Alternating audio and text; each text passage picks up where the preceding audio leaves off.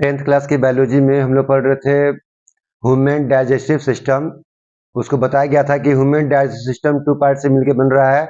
एक तो alimentary canal है और दूसरा क्या, associated digestive glands. Alimentary canal चालू हो गया था हम लोग का, उसके रिगार्डिंग माउथ और बगल कैविटी पढ़ लिए थे हम लोग।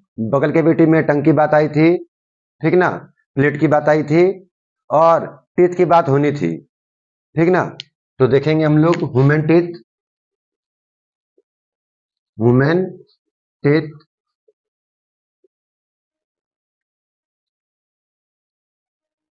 ह्यूमन टीथ की प्रॉपर्टी बताई जा रही है। प्रॉपर्टी के रिगार्डिंग बोलेंगे कि human teeth are diphyodont. Diphyodont. Number B property है हेट्रोडोन। सी बूनोडोन।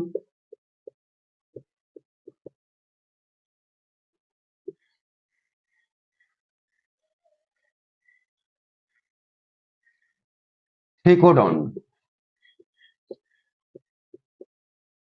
थीकोडोन का मतलब है कि teeth fitted in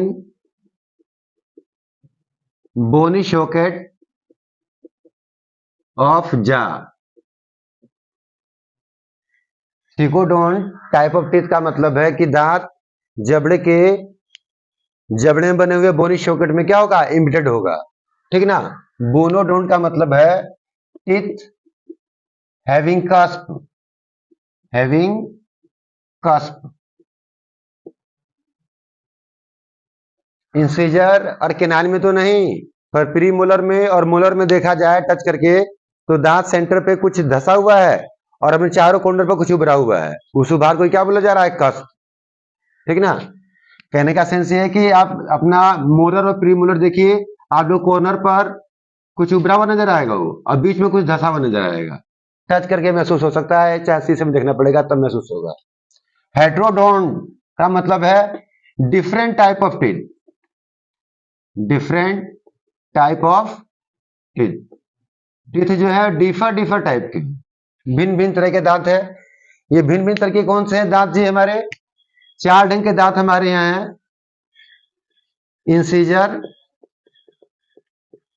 canine, premolar और मोलर। ये 4 ढंग के दांत पाए जा रहे हैं, इसलिए बोला जा रहा है क्या, हेट्रोडोन। डायफ्यूडोन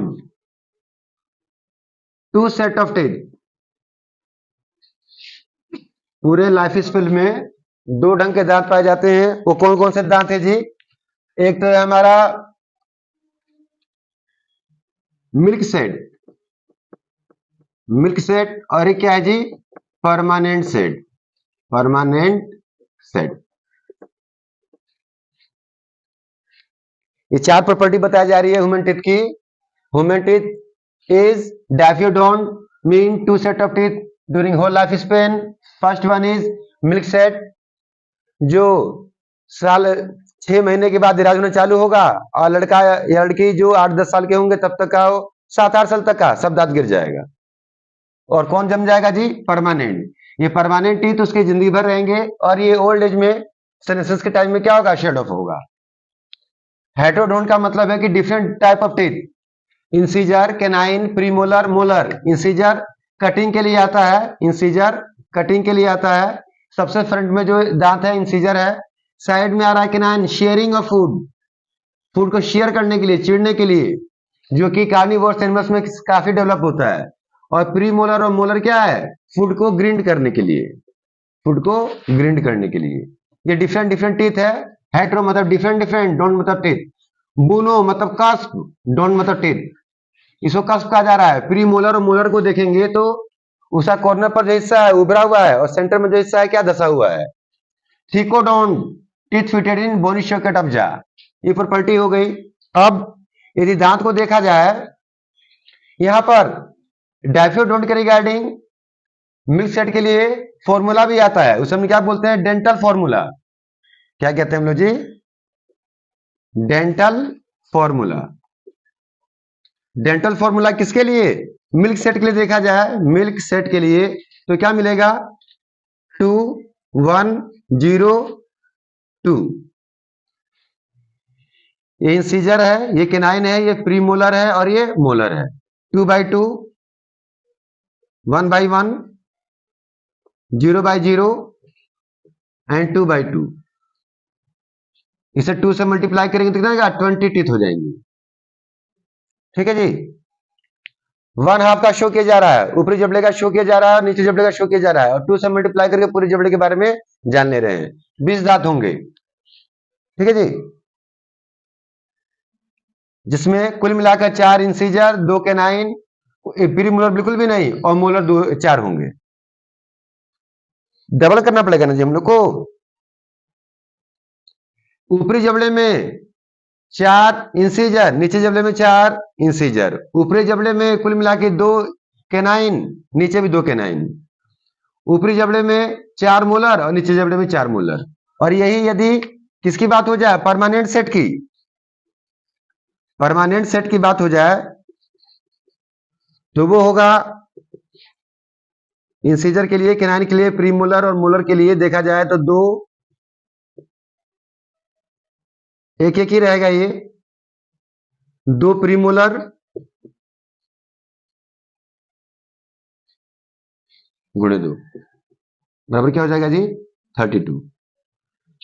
3 2 5 3 8, 8 8 16 ऊपर जबड़े में और 8 8 16 नीचे जबड़े में, 32 दांत हो जाएंगे।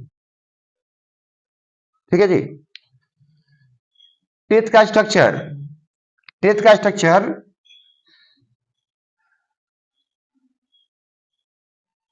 ये जबड़े में बना हुआ बोनी शॉकेट है, ठीक ना। और मेन जो दांत है हम लोग का किससे बना होता है जी, डेंटाइन से। मेन जो दांत है किससे बना है, डेंटाइन से।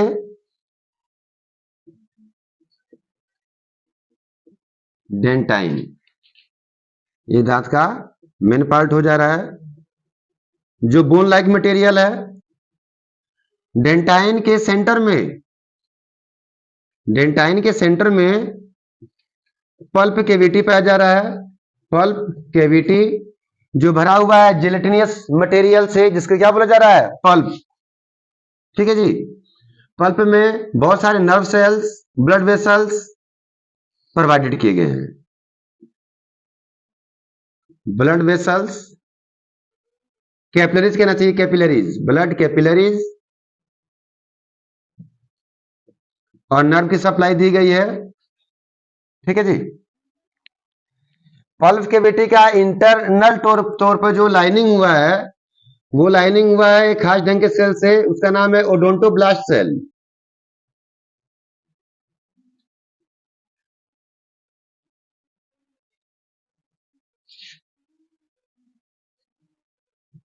Odontoblast cells. यही सेल्स डिवाइड होकर पूरा पूरा डेंटाइन क्रिएट करती हैं। ठीक है जी। और एक्सपोज्ड पार्ट में, एक्सपोज्ड पार्ट में दांत कवर्ड है किससे, एक खास ढंग के मटेरियल से, इसका नाम है इनेमिल। इनेमिल जो केमिकली तौर पर हाइड्रोक्सी एपेटाइट है। केमिकली तौर पर क्या है जी, हाइड्रोक्सी एपेटाइट है। फॉर्मूला कैल्शियम फॉस्फेट,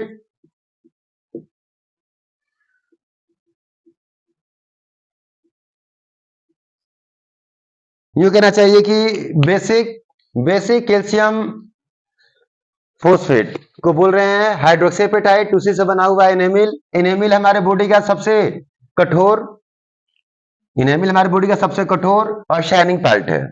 ठीक है जी। ये एक्सपोज्ड पार्ट को हम लोग क्या बोलते हैं, एक्सपोज्ड पार्ट ऑफ टीथ कहलाता है हम लोग के लिए क्या, क्राउन। क्या कहलाता है जी, क्राउन। जो जबड़े में जो जबड़े से बाहर इमर्ज हो रहा है, जो जबड़े में दसा हुआ है, उसे क्या बोला जा रहा है जी, नेक। इतने हिस्से को बोला जा रहा है गर्दन, नेक। और जो पूरा बोनी शॉकेट ऑफ जा में, बोनी शॉकेट ऑफ जा में जो धसा हुआ है, उसे बोला जा रहा है रूट।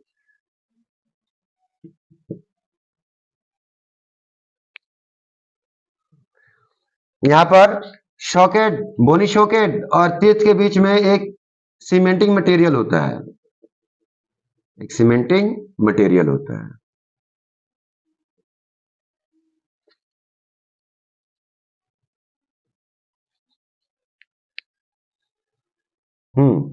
बाहर से देखने में हमारे चारों दांत जैसे इंसिजर, कैनाइन, प्रीमोलर, मोलर अलग हो सकते हैं। प्रीमोलर और मोलर अलग नहीं होंगे। प्रीमोलर का साइज कुछ कम होगा, मोलर का साइज कुछ बड़ा होगा, वो शेप में एक जैसे होंगे एकदम, ठीक ना। और इंसिजर, कैनाइन देखने में होंगे, इंसिजर चपचपे होंगे और कैनाइन क्या होगा, नुकीला होगा। ये जो शेप बनने पा रहा है ये कैनाइन का है। पर ये तीनों पार्ट चार ढंग के धातु में होंगे, क्राउन, नेक और रूट, ये तीनों चार ढंग के धातु में होंगे। और उनका बेसिक ढांचा यही है कि मेन जो दांत है किससे बना है, डेटाइन से, वो बोन लाइक स्ट्रक्चर है। और उसको जो क्रिएट करने वाला सेल ओडोंटोप्लास्ट सेल है, ये भी ओस्टियोब्लास्ट सेल जैसा ही है, ठीक ना, उससे कुछ अंतर बिल्कुल भी नहीं है। दांत के भीतर कैविटी पाई जा रही है, पल्प कैविटी कहते हैं, उससे भरा हुआ है, किससे, पल्प से भरा हुआ है। पल्प एक जिलेटिनस मटेरियल है और उसके सेंटर में क्या रहता है, ब्लड कैपिलरीज और nerve. Blood capillaries oxygen glucose supply करने के लिए और वहां से CO2 या अदर वेस्ट मटेरियल को रिमूव कराने के लिए। नर्व सेंसेशन प्रोवाइड कराने के लिए, जिसके साथ उसका सेंसेशन ब्रेन रिसीव करने पाएगा। ये चैप्टर में दर्शा हुआ है। तो ये हुआ हमारा टीथ का स्ट्रक्चर और ह्यूमन टीथ।